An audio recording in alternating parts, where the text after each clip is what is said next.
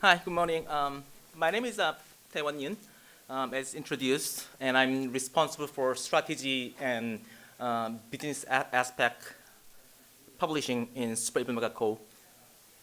And I actually had a privilege and honor to be a part of some of the industry shifting projects of the last 20 years each, such as StarCraft, WoW, World of Tanks, and so on and so forth. And then, like, I hope that experience gave me some sort of the um, instinct to see how industries are going. And over the last few years on PG Connect or other conferences, I talked about how Super Evil has been pioneering like esports on mobile.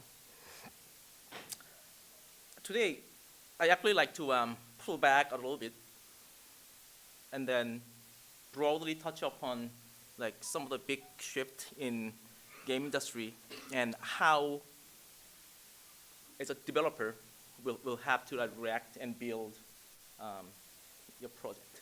Like this is for mainly for game developers themselves. So, all right. So I pulled back 20 years, 21 years. So back in 1998, 21 years ago, I was working for EA Korea, and then I was tasked to do like game market size estimation for Korea. Like we didn't have Newzoo, we didn't have super data back in the days, so I had to do it myself, like adding up all the numbers myself, and then it added up to 50 million US dollars. This is not one company's revenue. This is entire gaming market in Korea was 50 million USD in 1998.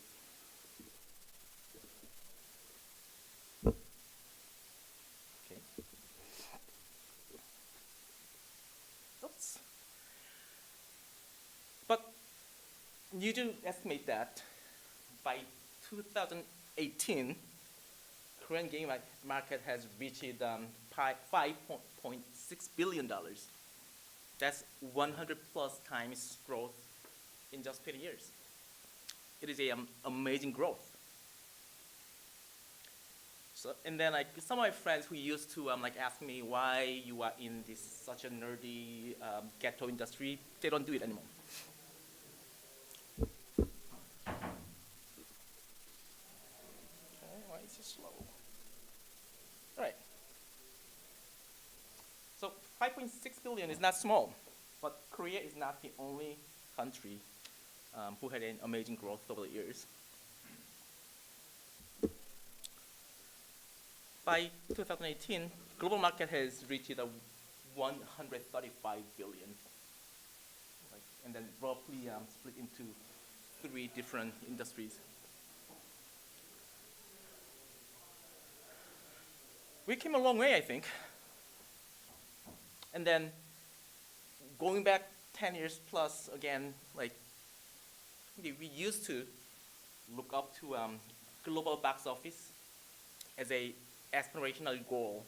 Like we want to have, as a industry as a whole, wanted to have a like as much revenue as global box office. That was a goal, and hopefully one day we can reach that much of revenue. Like lofty goal. And then I realized that like I haven't done that for a while. Like we are not talking about global box office anymore. Why?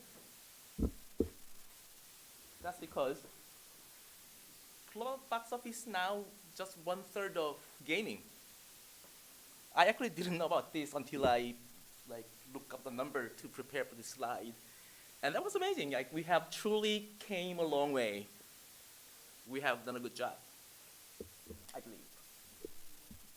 So now, like all we need to do as a game developer, as a publisher, is focus on carving out as big of a piece out of this big pie, right?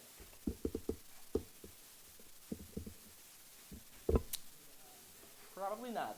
That's why like, I'm talking here, right? So the thing is, a lot of times we forget that actually most of the game industry don't think about the fact that we are actually a part of $1.9 trillion entertainment industry. We are competing with them to get their leisure time and their money, like movies, TV, sports, like what else? Video, and whatever. And this competition has been intensifying over the years, and also with the advancement of technology. And then I was like a little bit worried about, like, no one talks about this in game industry. I'm known for as someone who talks about crazy stuff, like in conferences. And then how can I convince this to people? Like, no one believes it. Thankfully, last week, Netflix came to rescue. I'm sure that you guys heard about it. In January 17th, Netflix announced their fourth quarter financial report. And in there, they interestingly say that we compete and lose to Fortnite more than HBO. Thank you, Netflix. That was my point. But what do they mean by this? Why is Netflix talking about Fortnite instead of Disney, HBO, who is trying to build another streaming businesses? Of course, first of all, when you play video games, you don't usually watch Netflix or other TV. Not only that, this is a slide from Anderson Horowitz, global view strategy slide. YouTube games and Twitch already have more audience than Netflix or HBO or ESPN. This is what Netflix sees. It's a huge problem for Netflix.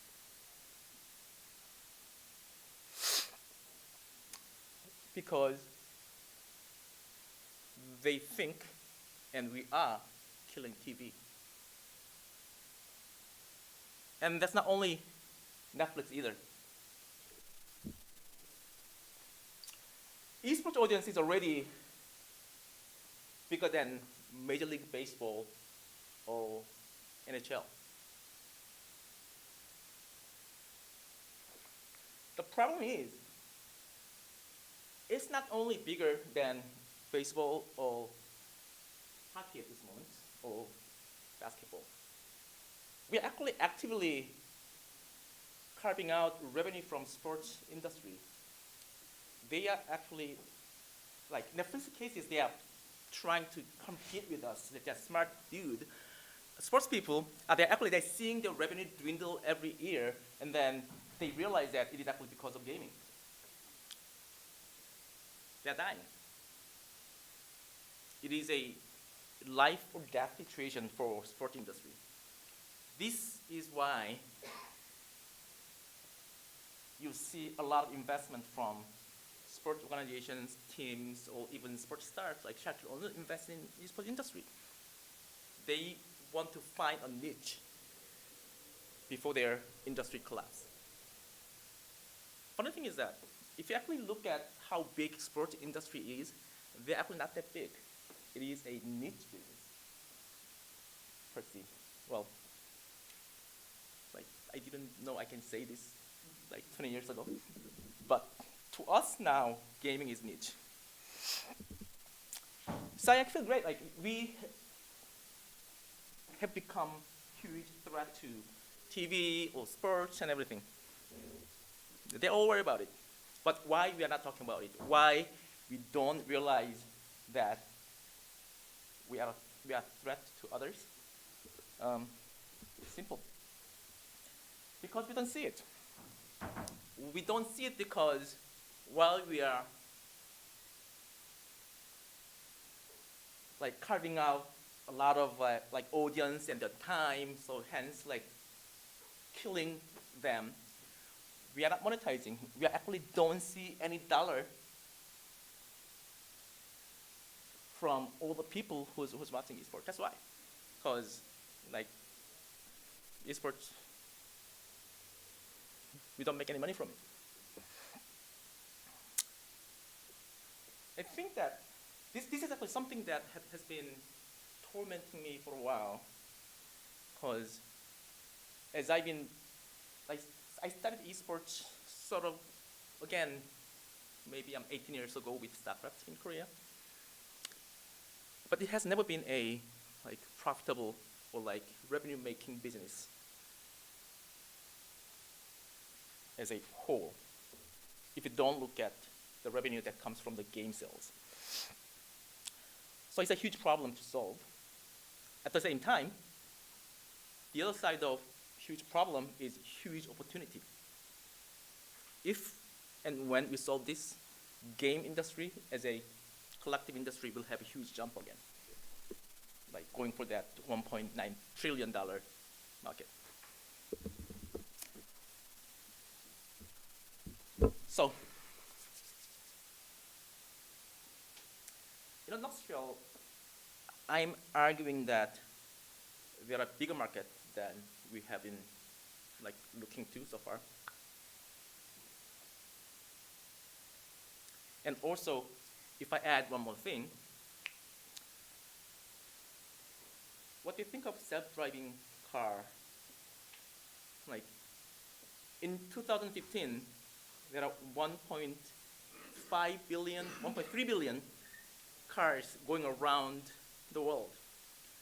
When self-driving car finally realizes, even though now they're talking that it may take a bit longer, what they will do, like when you don't have to drive, what those 1.3 billion people will be doing. Yeah, they'll be playing more Fortnite. So, getting back to the like the real stuff I want to talk about today. So, as a developer, we are seeing huge opportunity that we are not really tackling.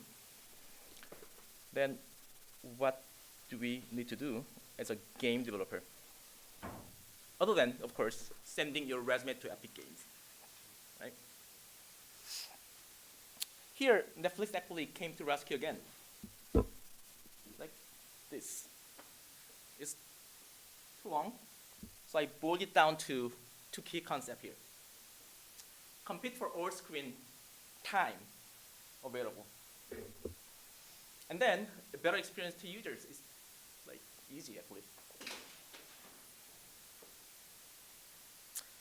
And when you think about better experience to users, I guess like all screen time is kind of obvious, and then cross-platform and cross-play. I realize a lot of people are talking about it already, so I'm not going to go into that too much.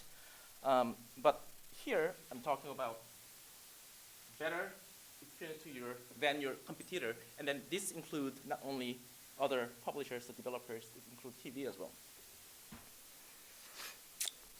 And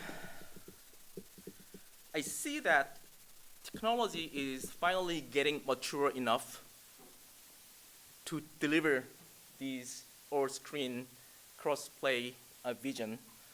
And I think that in the next few years, it will be actually really plausible to work on those projects. Like, let me touch upon a little of those enablers. Like, interesting, like someone from Newzoo talked about it already about this morning.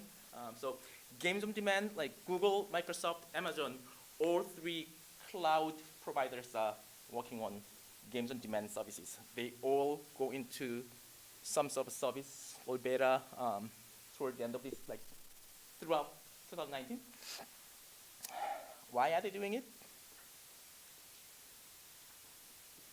I will not touch upon that any further, but Epic, not only they produced huge successful cross-play title. They also start up a marketplace for PC, and they didn't announce it, but they will be announcing Android App Store as well, I believe. They also offer cross-platform, cross-play game engine, Unreal, for free to the developers. Why are they doing it? What does it mean to developers?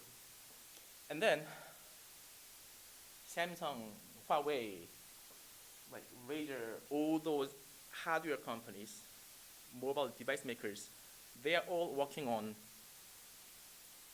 like hybrid devices that can stream your content on TV, monitor, like mouse and keyboard. Like, yeah, it's becoming mobile is not mobile anymore.